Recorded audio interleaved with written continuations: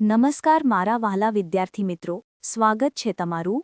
આજે વાત કરીશું ધોરણ 6ની અંદર આપણી પ્રથમ વાર્ષિક પરીક્ષા જે તારીખ 6/10/2025ના રોજ જે પેપર લેવામાં આવનાર છે તે મિત્રો સામાજિક વિજ્ઞાનના પેપરનું આપણે આ વિડીયોમાં સચોટ, સાચું અને સંપૂર્ણ સોલ્યુશન કરીશું। તો ચાલો વિદ્યાર્થી મિત્રો વિડીયોની શરૂઆત કરીએ તેના પહેલાં ખાસ ચેનલમાં નવા છો તો ચેનલને અવશ્ય સબસ્ક્રાઇબ કરી વિડીયોને લાઇક અને શેર કરવાનું ન ભૂલતા। વિદ્યાર્થી મિત્રો આપણું જે પેપર છે તે 6/10/2025ને સોમવારના રોજ પેપર લેવાશે। તે સામાજિક વિજ્ઞાનનું પેપર 80 ગુણનું હશે અને તમારે 11 થી મિત્રો 2 વાગ્યા સુધી એટલે કે 3 કલાકની અંદર આ પેપર પૂર્ણ કરવાનું રહેશે। પ્રશ્ન મિત્રો 1 છે એનો છે નીચે આપેલા પ્રશ્નોના વિકલ્પમાંથી યોગ્ય વિકલ્પ પસંદ કરી ઉત્તર લખવાના છે, જેની અંદર પહેલો પ્રશ્ન છે પ્રાચીન સમયમાં માનવી લખવા માટે શેનો ઉપયોગ કરતો હતો? તો અહીંયા આપણો જવાબ આવશે મિત્રો ક ભુર્જ વૃક્ષને આંતરછાલનો। 2 હસ્તપ્રતોના લખાણો કઈ ભાષામાં જોવા મળે છે? તો મિત્રો સંસ્કૃત, પ્રાકૃત અને તમિલ એટલે કે ઉપરોક્ત તમામ 3 નીચેનામાંથી કયા રાજાના શિલાલેખો ખૂબ જ જાણીતા છે? આપણો જવાબ મિત્રો બનશે બ અશોકના। 4 આપેલ પૈકી કયા રાજ્યમાં તામ્રપત્રો મોટી સંખ્યામાં મળી આવ્યા છે? જવાબ આવશે ગુજરાત। 5 ભારતમાં કઈ સદીના પંચમાર્ગના સિક્કા મળી આવ્યા છે? તો ઈસવીસન પૂર્વે 5મી સદીના। 6 નીચેનામાંથી કયો પ્રવાસી ભારત આવ્યો ન હતો? જવાબ આવશે કોલંબસ। 7 સિંધુ નદીના કિનારે લગભગ કેટલા વર્ષ પહેલાં અનેક શહેરો અસ્તિત્વમાં હતા? જવાબ આવશે 4500। 8 ગ્રીસના લોકો સિંધુ નદીને શું કહેતા? તો મિત્રો આપણો જવાબ બનશે ઇન્ડસન। ઈસવીસન 2023માં ઈસુ ખ્રિસ્ત માના જન્મના કેટલા વર્ષ થયા હશે? તો મિત્રો 2023-2025 પૂછાય તો મિત્રો 2025 વર્ષ થયા હશે, બરાબર લખી શકાય। આગળ જોઈશું પ્રશ્ન મિત્રો બ છે નીચેના પ્રશ્નોના ટૂંકમાં ઉત્તર લખવાના છે, જેમાં એક સામાજિક વિજ્ઞાન આપણને શેની જાણકારી આપે છે? તો સામાજિક વિજ્ઞાન આપણને મિત્રો ભૂગોળ, અર્થશાસ્ત્ર, સામાજિક પરિસ્થિતિ અને સંસ્થાઓ, રાજકીય પ્રવૃત્તિઓ અને સંગઠનોની જાણકારી આપે છે। 2 પ્રાચીન સિક્કા ઉપર કેવી માહિતી હોય છે? તો પ્રાચીન સિક્કા ઉપર મિત્રો રાજાઓના નામ, તેના ધર્મ, સંસ્કૃતિ વગેરેની માહિતી મળે છે। પ્રશ્ન મિત્રો 2 છે નીચેના પ્રશ્નોના ટૂંકમાં ઉત્તર આપવાના છે, જેમાં એક આદિમાનવના શરૂઆતના સમયને પાષાણયુગ શા માટે કહે છે? જવાબ આદિમાનવ પથ્થરની ટેકનોલોજી સાથે સંકળાયેલા હોવાથી તેમના શરૂઆતના સમયને પાષાણયુગ કહે છે। 2 ભીમબેટકાની ગુફામાં આદિમાનવો કયા ચિત્રો દોરેલા છે? જવાબ ભીમબેટકાની ગુફામાં આદિમાનવોએ પક્ષીઓ, હરણ, લાકડાના ભાલા, વૃક્ષો અને માનવોના ચિત્રો દોરેલા છે। 3 વાતાવરણમાં પરિવર્તન આવતા કયા પ્રાણીઓની સંખ્યા વધવા લાગી હતી? જવાબ વાતાવરણમાં વ્યાપક પરિવર્તન આવતા હરણ, ઘેટા, બકરા જેવા તૃણાહારી પ્રાણીઓની સંખ્યા વધવા લાગી હતી। 4 પુરાતત્વશાસ્ત્રીઓએ ભારતમાંથી આદિમાનવના વસવાટના કયા સ્થળો શોધી કાઢ્યા છે?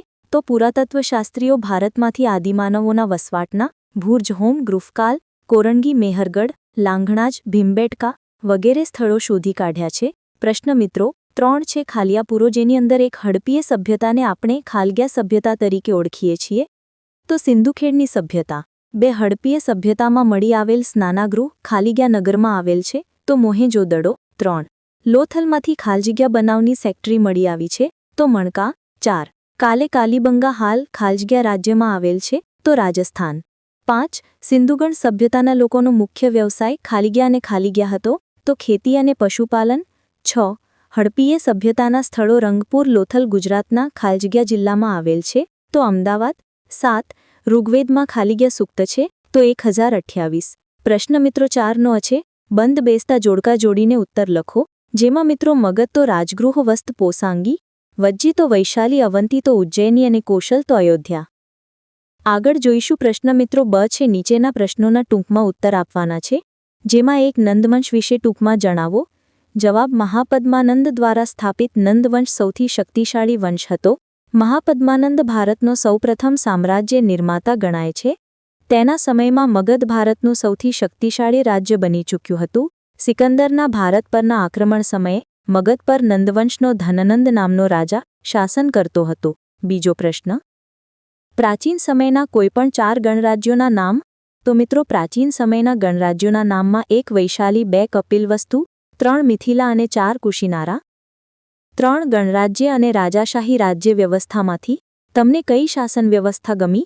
શા માટે? જવાબ મને ગણરાજ્ય વ્યવસ્થા ગમે છે, ગણરાજ્ય વ્યવસ્થામાં મિત્રો રાજાની પસંદગી ચૂંટણી દ્વારા થાય છે, માટે હંમેશા સારા, યોગ્ય અને સક્ષમ શાસકો શાસન કરે છે.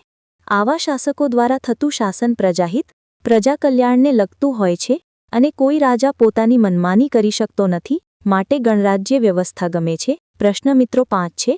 નીચેના પ્રશ્નોના સવિસ્તર ઉત્તર આપવાના છે. જેમાં 1. પૃથ્વી પોતાની ધરી પર ન ફરે તો શું થાય? જવાબ: જો પૃથ્વી પોતાની ધરી પર ફરતે ન હોય તો તેના બધા ભાગો વારાફરતી સૂર્ય સામે આવતા ન હોત. પરિણામે દિવસ અને રાત ન થાત. પૃથ્વીના જે ભાગ સૂર્યની સામે હોત તેના પર કાયમ માટે દિવસ રહેત. પૃથ્વીનો જે ભાગ સૂર્યની વિરુદ્ધ દિશામાં હોત તેના પર કાયમ માટે રાત રહેત. બીજો પ્રશ્ન છે, ટૂંક નોટ લખવાની સૌર પરિવાર. મિત્રો, સૌર પરિવારનું અહીં ચિત્ર પણ દોરી શકો છો, જેમાં તમારે ગ્રહ પણ બતાવવાના છે: બુધ, શુક્ર, પૃથ્વી, મંગળ, ગુરુ, શનિ, યુરેનસ અને નેપચ્યુન. અહીંયા તમે જોઈ શકો છો સૂર્યગ્રહો, ઉપગ્રહો, લઘુગ્રહો, ધૂમકેતુઓ, ઉલ્કાઓ વગેરેના સમૂહને સૂર્યમંડળ કે સૌર પરિવાર કહેવામાં આવે છે. સૂર્યમંડળમાં બુધ, શુક્ર, પૃથ્વી, મંગળ, ગુરુ, શનિ, યુરેનસ અને નેપચ્યુન એ 8 ગ્રહો આવેલા છે. આ બધામાં મંગળ, બુધ, ગુરુ, શુક્ર અને શનિને પૃથ્વી પરથી નરી આંખે જોઈ શકાય છે, જ્યારે યુરેનસ અને નેપચ્યુનને શક્તિશાળી દૂરબીનથી જોઈ શકાય છે. આ બધા જ ગ્રહો લંબવર્તુળાકારે સૂર્યની પ્રદક્ષિણા કરે છે. સૂર્યમંડળના બધા જ ઉપગ્રહો ગ્રહોની આસપાસ પારે છે. પૃથ્વીનો એક ઉપગ્રહ ચંદ્ર છે. ગુરુ, શનિ, યુરેનસ, નેપચ્યુન અને મંગળને 2 કે તેથી વધારે ઉપગ્રહો છે, જ્યારે બુધ અને શુક્રને એકે ઉપગ્રહ નથી. મંગળ અને ગુરુના ગ્રહ વચ્ચે નાના ગાદના અસંખ્ય લઘુગ્રહ આવેલા છે. પ્રશ્ન મિત્રો 6 છે. નીચેના પ્રશ્નોના ટૂંકમાં ઉત્તર આપવાના છે, જેમાં 1. આકાશમાં કેટલા નક્ષત્રો છે? જાણીતા નક્ષત્રોના નામ લખો. તો આકાશમાં મિત્રો કુલ 27 નક્ષત્રો આવેલા છે, જેમાં અશ્વિની, રેવતી, વિશાખા, પુનર્વસુ, મૃગશિર, રોહિણી, પુષ્ય, આદ્રા, સ્વાતિ વગેરે. જાણીતા નક્ષત્રો છે 2. પૃથ્વીની વાર્ષિક ગતિ એટલે શું? પૃથ્વી સૂર્યની આસપાસ 365 દિવસ અને 6 કલાકમાં એક પરિક્રમા પૂરી કરે છે. પૃથ્વીની આ પરિક્રમણ કક્ષા ભ્રમણ અને ગતિને વાર્ષિક ગતિ કહે છે. પ્રશ્ન 7નો છે, એક વર્તુળ દોરી તેમાં નીચે મુજબના અક્ષાંશો તો યોગ્ય સ્થાને દર્શાવો. અહીંયા તમે જોઈ શકો છો મિત્રો આપણે એક વર્તુળ દોરેલ છે, જેની અંદર તમે જોઈ શકો છો 0 ડિગ્રી સેલ્સમાં વિષુવવૃત્ત મિત્રો આવશે. એની ઉપર 23.5 ઉત્તર અક્ષાંશમાં જઈએ તો કર્કવૃત્ત આવશે, 23.5 દક્ષિણ અક્ષાંશમાં જઈએ તો મકરવૃત્ત આવશે. એના પછી મિત્રો ઉત્તરમાં જઈએ 66.5નો ખૂણો ઉત્તર ધ્રુવવૃત્ત અને 66.5 દક્ષિણ અક્ષાંશમાં દક્ષિણ ધ્રુવવૃત્ત આવેલા છે. આગળ જોઈશું મિત્રો, ફક્ત ચક્ષુ પ્રજ્ઞા ચક્ષુ વિદ્યાર્થી માટે આકૃતિ મિત્રો ન હોય એટલે માટે આપણે અહીંયા જોડકા સ્વરૂપે પૂછેલા છે પ્રશ્ન. જેમ કે 0 અક્ષાંશ તો વિષુવવૃત્ત, 23.5 ઉત્તર અક્ષાંશ તો કર્કવૃત્ત, 66.5 દક્ષિણ અક્ષાંશ તો દક્ષિણ ધ્રુવવૃત્ત, 23.5 દક્ષિણ અક્ષાંશ તો મકરવૃત્ત અને 66.5 ઉત્તર અક્ષાંશ તો ઉત્તર ધ્રુવવૃત્ત આવેલા છે. આગળ જોઈશું બ છે, નીચેના વિધાનો ખરા છે કે ખોટા તે જણાવો. જેમાં 1. પૃથ્વીની સપાટીનો આશરે 29% ભાગ જલાવરણ ધરાવે છે, તો ખોટું વિધાન. 2. મહાસાગરો આપણા જળમાર્ગો બન્યા છે, સાચું વિધાન. 3. વાતાવરણમાં કાર્બન ડાયોક્સાઇડનું પ્રમાણ લગભગ 0.0303% છે, સાચું વિધાન. 4. કુદરતી પોષક કડી જોખમાં એટલે જીવાવરણને નુકસાન થાય, સાચું વિધાન. 5. વાતાવરણમાં ઓક્સિજન આશરે 160 કિલોમીટરની ઊંચાઈ સુધી હોય છે, ખોટું વિધાન. પ્રશ્ન મિત્રો 8 છે. નીચેના પ્રશ્નોના મુદ્દાસર ઉત્તર આપવાના છે, જેમાં 1. ભારત બિનસાંપ્રદાયિક દેશ છે, વિધાન સમજાવો. મિત્રો, ભારતના બંધારણને દેશના તમામ નાગરિકોને ધાર્મિક સ્વાતંત્રતાનો મૂળભૂત હક આપ્યો છે. આ હક દ્વારા ભારતમાં ધર્મ, જાતિ, પંથના ભેદભાવ વિના બધા જ નાગરિકોને સમાન અધિકારો આપવામાં આવ્યા છે. ભારત સરકાર કોઈ પંથ કે ધર્મની વરેલ નથી. રાજ્ય બધા ધર્મોને સમાન ગણે છે. રાજ્યની નજરમાં ધર્મને કારણે કોઈ ઊંચું કે નીચું પણ નથી. ભારતમાં દરેક નાગરિકોને પોતાનો ધર્મ પાળવાની છૂટ છે. ભારત સરકાર ધાર્મિક બાબતોમાં નિષ્પક્ષ અને તટસ્થ છે. ભારતના બંધારણમાં સર્વધર્મ સમદ્રષ્ટિ અને સર્વધર્મ સંભાવનો સિદ્ધાંત સ્વીકારવામાં આવ્યો છે. આથી કહી શકાય કે ભારત એ બિનસાંપ્રદાયિક દેશ છે. બીજો પ્રશ્ન છે, વિવિધતામાં એકતા. આપણા દેશની વિશેષતા શીશ વિધાન સમજાવો. મિત્રો, જવાબ લખી શકાય કે ભારત એક ઉપખંડ જેવી વિવિધતા ધરાવે છે. ભારતમાં કાશ્મીરથી કન્યાકુમારી સુધી ને ગુજરાતથી અરુણાચલ પ્રદેશ સુધી વિવિધ ધર્મો પાળતા, અનેક ભાષાઓ બોલતા, સાંસ્કૃતિક વિવિધતા ધરાવતા, અનેક ભિન્ન ભિન્ન તહેવારો ઉજવતા, અનેક જ્ઞાતિઓના લોકો વસે છે. ભારતના લોકોમાં રૂપ રંગ દેખાવ પોશાક ખોરાક રહેણીકરણી રીતિરિવાજ વગેરેમાં પણ ભિન્નતા જોવા મળે છે. આમ છતાં દેશવાસીઓમાં ભાવાત્મક એકતા પ્રવર્તે છે. સ્વતંત્રતાની લડતમાં દેશવાસીઓએ રાષ્ટ્રપ્રેમ અને ત્યાગની ભાવના થકી રાષ્ટ્રીય એકતાના દર્શન કરાવ્યા હતા.